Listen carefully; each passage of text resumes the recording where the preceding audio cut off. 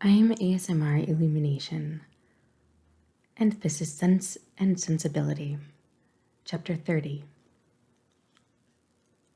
Mrs. Jennings came immediately to their room on her return, and without waiting to have her request of admittance answered, opened the door and walked in, with a look of real concern. "How do you do, my dear?" said she, in a voice of great compassion, to Marianne, who turned away her face without attempting to answer. "How is she, Miss Dashwood?" "Poor thing, she looks very bad." "No wonder. Aye, it is but too true. He is to be married very soon. A good-for-nothing fellow. I have no patience with him. Mrs. Taylor told me of it half an hour ago, and she was told it by a particular friend of Miss Grey herself. Else I am sure I should not have believed it, and I was almost ready to sink as it was. Well, said I, all I can say is, that if it is true, he has used a young lady of my acquaintance abominably ill, and I wish with all my soul his wife may plague his heart out. And so I shall always say, my dear, you may depend on it. I have no notion of men's going on in this way. And if ever I meet him again, I will give him such a dressing as he has not had this many a day. But there is one comfort, my dear Miss Marianne. He is not the only young man in the world worth having, and with your pretty face you will never want admirers. Well, poor thing, I won't disturb her any longer, for she had better have her cry out at once and have done with it. The Barrys and Sandersons, luckily, are coming tonight, you know, and that will amuse her. She then went away, walking on tiptoe out of the room, as if she supposed her young friend's affliction could be increased by noise. Marianne, to the surprise of her sister, determined on dining with them. Eleanor even advised her against it, but no, she would go down. She could bear it very well, and the bustle about her would be less. Eleanor, pleased to have her governed for a moment by such a motive, though believing it hardly possible that she could sit out the dinner, said no more, and adjusting her dress for her as well as she could, while Marianne still remained on the bed, was ready to assist her into the dining room as soon as they were summoned to it. When there, though looking most wretchedly, she ate more and was calmer than her sister had expected. Had she tried to speak, or had she been conscious of half Mrs. Jennings's well-meant but ill-judged attentions to her, this calmness could not have been maintained. But not a syllable escaped her lips, and the abstraction of her thoughts preserved her in ignorance of everything that was passing before her. Eleanor, who did justice to Mrs. Jennings's kindness, though its effusions were often distressing and sometimes almost ridiculous, made her those acknowledgments and returned her those civilities which her sister could not make or return for herself.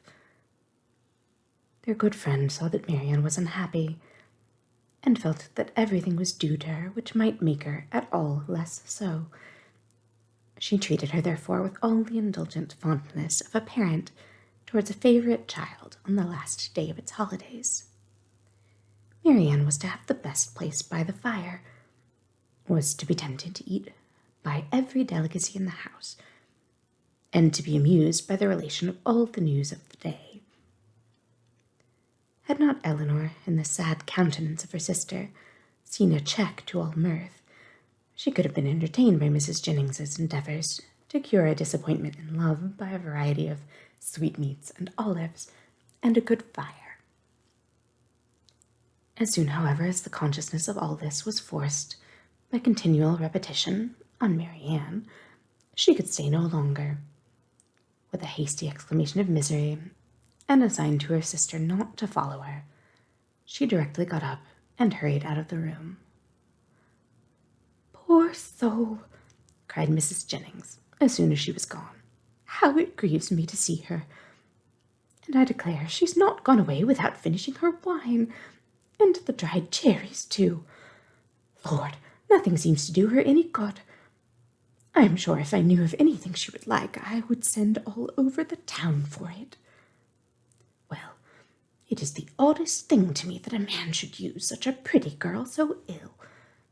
But when there is plenty of money on one side and next to none on the other, Lord bless you, they care no more about such things." "The lady, then, Miss Grey, I think you called her, is very rich." £50,000, my dear. Did you ever see her? A smart, stylish girl, they say, but not handsome. I remember her aunt very well, Biddy Henshaw. She married a very wealthy man, but the family are all rich together. £50,000, and by all accounts it won't come before it's wanted, for they say he is all to pieces. No wonder, dashing about with his curricle and hunters. Well, it don't signify talking. But when a young man, be who he will, comes and makes love to a pretty girl and promises marriage, he has no business to fly off from his word only because he grows poor and a richer girl is ready to have him. Why don't he in such a case sell his horses, let his house, turn off his servants, and make a thorough reform at once? I warrant you, Miss Marianne would have been ready to wait till matters came round. But that won't do nowadays. Nothing in the way of pleasure can ever be given up by the young men of this age. Do you know what kind of a girl Miss Grey is? Is she said to be amiable? I never heard any harm of her. Indeed, I hardly ever heard her mentioned, except that Mrs. Taylor did say this morning that one day Miss Walker hinted to her that she believed Mr. and Mrs. Ellison would not be sorry to have Miss Grey married, for she and Mrs. Ellison could never agree. And who are the Ellisons? Her guardians, my dear. But now she is of age and may choose for herself, and a pretty choice she has made. What now? After pausing a moment, your poor sister's gone to her own room, I suppose to moan by herself. Is there nothing one can get to comfort her? Poor dear, it seems quite cruel to let her be alone. Well, by and by we shall have a few friends, and that will amuse her a little. What shall we play at? She hates whist, I know, but is there no round game she cares for? Dear ma'am, this kindness is quite unnecessary. Marianne, I dare say, will not leave her room again this evening. I shall persuade her, if I can, to go early to bed, for I'm sure she wants rest. I believe that will be best for her. Let her name her own supper and go to bed. Lord, no wonder she has been looking so bad and so cast down this last week or two. For this matter, I suppose it's been hanging over her head as long as that. Answered the letter that came today, finished it. Poor soul. I am sure if I had had a notion of it, I would not have joked her about it for all my money. But then, you know, how should I guess such a thing? I made sure of its being nothing but a common love letter. And you know how young people like to be laughed at about them. Lord, how concerned Sir John and my daughters will be when they hear it. If I had had my senses about me, I might have called in Conduit Street in my way home and told them of it. But I shall see them tomorrow. It would be unnecessary, I am sure, for you to caution Mrs. Palmer and Sir John against ever naming Mr. Willoughby, or making the slightest allusion to what has passed before my sister. Their own good nature must point out to them the real cruelty of appearing to know anything about it when she is present. And the less that may ever be said to myself on the subject, the more my feelings will be spared, as you, my dear madam, will easily believe. Oh, Lord, yes, that I do indeed. It must be terrible for you to hear it talked of. And as for your sister, I am sure I would not mention a word about it to her for the world. You saw I did not all dinner time. No more would Sir John nor my daughters, for they are all very thoughtful and considerate, especially if I give them a hint, as I certainly will. For my part, I think the less that is said about such things the better. The sooner 'tis blown over and forgot. And what good does talking ever do, you know? In this affair it can only do harm, more so perhaps than in many cases of a similar kind, for it has been attended by circumstances which, for the sake of everyone concerned in it, make it unfit to become the public conversation. I must do this justice to Mr. Willoughby. He has broken no positive engagement with my sister. Law, my dear, don't pretend to defend him. No positive engagement, indeed, after taking her all over Allenham House and fixing on the very rooms they were to live in hereafter. Eleanor, for her sister's sake, could not press the subject farther, and she hoped it was not required of her for Willoughby's. Since though Marianne might lose much, he could gain very little by the enforcement of the real truth. After a short silence on both sides, Mrs. Jennings, with all her natural hilarity, burst forth again. Well, my dear, 'tis a true saying about an ill wind, for it will be all the better for Colonel Brandon. He will have her at last. Ay, that he will. Mind me now if they aren't married by midsummer. Lord, how he'll chuckle over this news. I hope he will come tonight. It will be all to one a better match for your sister. 2,000 a year without debt or drawback, except the little love-child, indeed. I had forgotten her, but she may be prenticed out at small cost, and then what does it signify? Delaford is a nice place, I can tell you. Exactly what I call a nice old-fashioned place, full of comforts and conveniences, quite shut in with great garden walls that are covered with the best fruit trees in the country. And such a mulberry tree in one corner. Lord, how Charlotte and I did stuff the only time we were there. Then there was a dovecote, some delightful stew ponds, and a very pretty canal, and everything, in short, that one could wish for. And moreover, it is close to the church, and only 1/4 mile from the turnpike road, so 'tis never dull. For if you only go and sit up in an old yew arbor behind the house, you may see all the carriages that pass along. Oh, 'tis a nice place. A butcher hard by in the village, and the parsonage house within a stone's throw. To my fancy, 1,000 times prettier than Barton Park, where they are forced to send 3 miles for their meat, and have not a neighbour nearer than your mother. Well, I shall spirit up the Colonel as soon as I can. One shoulder of mutton, you know, drives another down. If we can but put Willoughby out of her head. Ay, if we can do that, ma'am, said Eleanor, we shall do very well, with or without Colonel Brandon. And then rising, she went away to join Marianne, whom she found, as she expected, in her own room, leaning in silent misery over the small remains of a fire, which till Eleanor's entrance had been her only light. You had better leave me, was all the notice that her sister received from her. I will leave you, said Eleanor, if you will go to bed. But this, from the momentary perverseness of impatient suffering, she at first refused to do. Her sister's earnest, though gentle persuasion, however, soon softened her to compliance, and Eleanor saw her lay her aching head on the pillow, and saw her, as she hoped, in a way to get some quiet rest before she left her.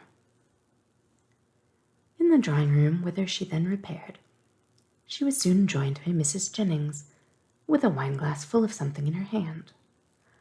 My dear, said she, entering, I have just recollected that I have some of the finest old Constantia wine in the house that ever was tasted. so I have brought a glass of it for your sister. My poor husband, how fond he was of it! Whenever he had a touch of his old colicky gout, he said it did him more good than anything else in the world. Do take it to your sister." "Dear ma'am," replied Eleanor, smiling at the difference of the complaints for which it was recommended, "how good you are! But I have just left Marianne in bed, and I hope almost asleep. And as I think nothing will be of so much service to her as rest, if you give me leave, I will drink the wine myself." Mrs. Jennings, though regretting that she had not been 5 minutes earlier, was satisfied with the compromise. And Eleanor, as she swallowed the chief of it, reflected that, though its good effects on a colicky gout were at present of little importance to her, its healing powers on a disappointed heart might be as reasonably tried on herself as on her sister. Colonel Brandon came in while the party were at tea, and by his manner of looking round the room for Marianne, Eleanor immediately fancied that he neither expected nor wished to see her there, and in short, that he was already aware of what occasioned her absence. Mrs. Jennings was not struck by the same thought, for soon after his entrance, she walked across the room to the tea-table where Eleanor presided, and whispered, "The Colonel looks as grave as ever, you see. He knows nothing of it. Do tell him, my dear." He shortly afterwards drew a chair close to hers, and with a look which perfectly assured her of his good information, inquired after her sister. "Marianne is not well," said she. "She has been indisposed all day, and we have persuaded her to go to bed." "Perhaps, then," he hesitatingly replied, "what I heard this morning there may be more truth in it than I could believe possible at first." "What did you hear?" "That a gentleman, whom I had reason to think, in short, that a man whom I knew to be engaged. But how shall I tell you? If you know it already, as surely you must, I may be spared." "You mean," answered Eleanor with forced calmness, "Mr. Willoughby's marriage with Miss Grey? Yes, we do know it all. This seems to have been a day of general elucidation, for this very morning first unfolded it to us. Mr. Willoughby is unfathomable. Where did you hear it?" "In a stationer's shop in Pall Mall, where I had business. 2 ladies were waiting for their carriage, and one of them was giving the other an account of the intended match, in a voice so little attempting concealment that it was impossible for me not to hear all. The name of Willoughby, John Willoughby, frequently repeated, first caught my attention, and what followed was a positive assertion that everything was now finally settled respecting his marriage with Miss Grey. It was no longer to be a secret. It would take place even within a few weeks, with many particulars of preparations and other matters. One thing especially I remember, because it served to identify the man still more. As soon as the ceremony was over, they were to go to Combe Magna, his seat in Somersetshire. My astonishment! But it would be impossible to describe what I felt. The communicative lady, I learnt on inquiry, for I stayed in the shop till they were gone, was a Mrs. Ellison, and that, as I have been since informed, is the name of Miss Grey's guardian. It is. But have you likewise heard that Miss Grey has £50,000? In that, if in anything, we may find an explanation. It may be so, but Willoughby's capable,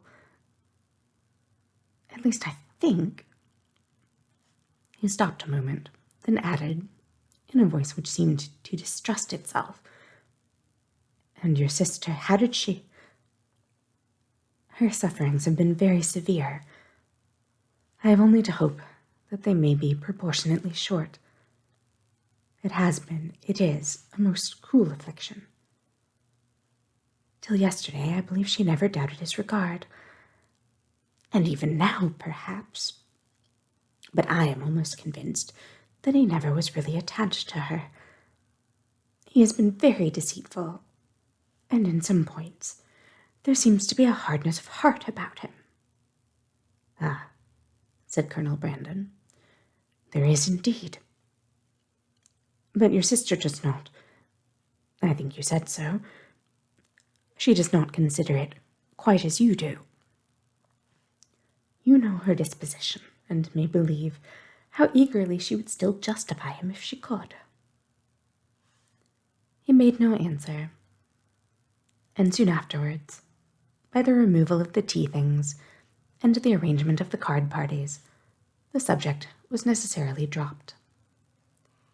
Mrs. Jennings, who had watched them with pleasure while they were talking, and who expected to see the effect of Miss Dashwood's communication in such an instantaneous gaiety on Colonel Brandon's side as might have become a man in the bloom of youth, of hope and happiness, saw him with amazement remain the whole evening more serious and thoughtful than usual.